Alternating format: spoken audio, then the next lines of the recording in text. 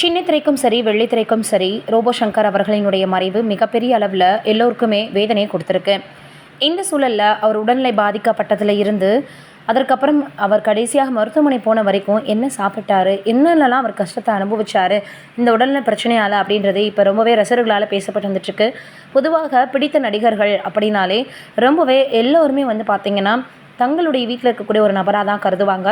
அப்படிதான் இப்போ ரசிகர்கள் எல்லோருமே என்னடா இது இப்படிலாம் கூட ஃபாலோ பண்ணியும் கூட கடவுள் இவருக்கு இப்படி ஒரு நிலைமையை கொடுக்கணுமான்னு எல்லோரும் பேசி வராங்க.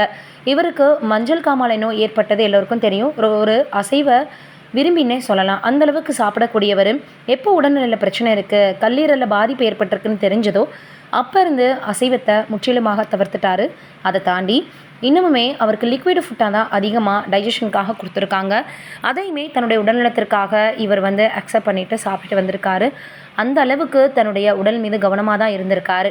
ஆரம்பத்தில் முதல்ல வயது இருக்கும் பொழுது அவர் நடிக்கும் பொழுதெல்லாம் தெரியலை. ஆனால் எப்போ பாதிப்பு அப்படின்னு தெரிஞ்சதோ அதற்கப்புறமாக ரொம்ப கவனமாக தான் அவர் உடல்நிலையை பார்த்து வந்திருக்காரு.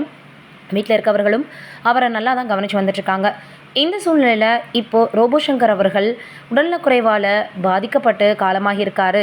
அதுவும் திடீரென அவருக்கு உடல்நலக்குறைவு ஏற்பட்டிருக்கு.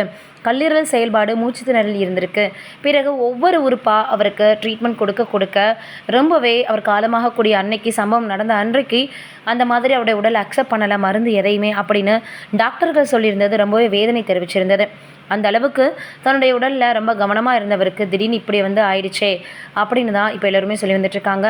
ஏன்னா அவர் கடைசி வரைக்கும் தன்னுடைய உணவுகளில் ரொம்ப கட்டுப்பாடாக இருந்திருக்கிறாரு. அதற்கப்புறம் மாத்திரை மருந்துகள் எல்லாம் கரெக்டாக எடுத்துகிட்டு இருந்திருக்காரு. இருந்தாலும் கடவுள் இப்படி ஒரு நிலைமை அவருக்கு கொடுக்கணுமா அப்படின்னு தான் இப்போ ரசிகர்கள் வேதனை தெரிவித்து வந்துட்டுருக்காங்க. உண்மையிலேயே நல்ல மனிதர். அவர் இருந்திருந்தால் நிச்சயமாக நலிவற்றோர் எல்லோரையுமே காமெடி நடிகர்களை முன்னாடி கொண்டு வந்திருப்பார் அப்படின்னு சமீபத்தில் முத்துக்காளை அவர்கள் கூட அவரை பற்றி பேசியிருக்கார். எல்லோருக்குமே அவர் வெள்ளித்திரைக்கு வந்ததுக்கப்புறமா தான் தெரியும். ஆனால் எனக்கு முன்னாடியிருந்தே தெரியும்.